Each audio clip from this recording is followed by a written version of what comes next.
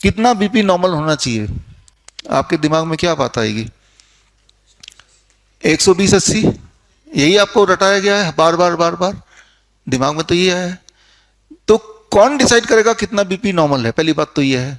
तो ये इसके लिए कई सारे ऑर्गेनाइजेशन है। WHO बोलता है मैं डिसाइड करूंगा, नेशनल इंस्टीट्यूट ऑफ हेल्थ बोलता है मैं करूंगा, यूरोपियन गाइडलाइन बोलता है मैं कर दूंगा। अलग अलग ऑर्गेनाइजेशन है जिन्होंने ये बीड़ा उठाया है, ठेका लिया है कि हम बताएंगे कितना नॉर्मल होगा।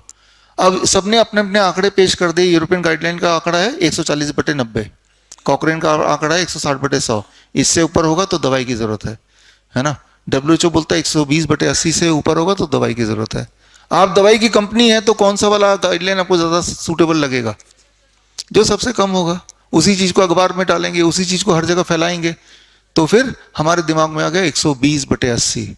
और ये जो 120/80 है ये भी और कम हो गया इस बार, है ना। तो अभी अगर हॉस्पिटल आप जा रहे हैं, जो लोग जा रहे हैं तो वो डॉक्टर से पूछ रहे हैं तो वो क्या बोल रहे हैं अभी?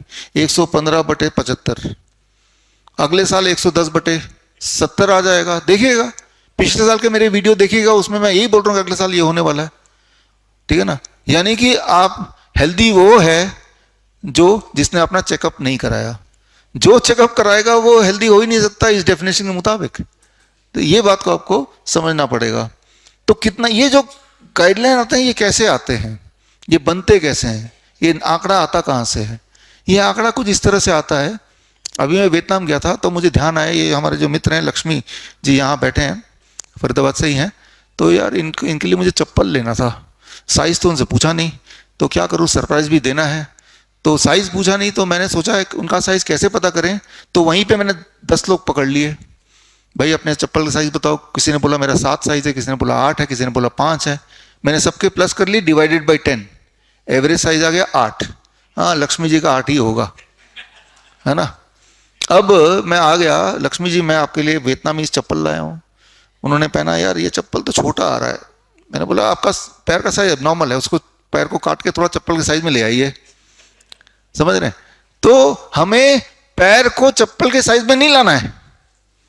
तो आपको एक आंकड़ा दे दिया 120/80, अब किसी भी तरह से अपने बीपी को इसके बीच में घुसाइए। It's like that, right.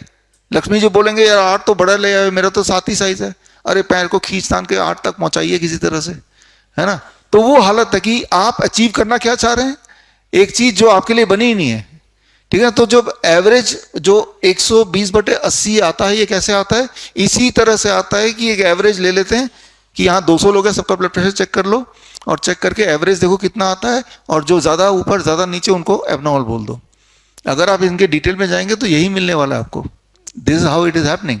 बड़ी से बड़ी बीमारी का आसान से आसान इलाज घर बैठे ही हो सकता है। अधिक जानकारी के लिए कांटेक्ट करें drBRC clinic@home।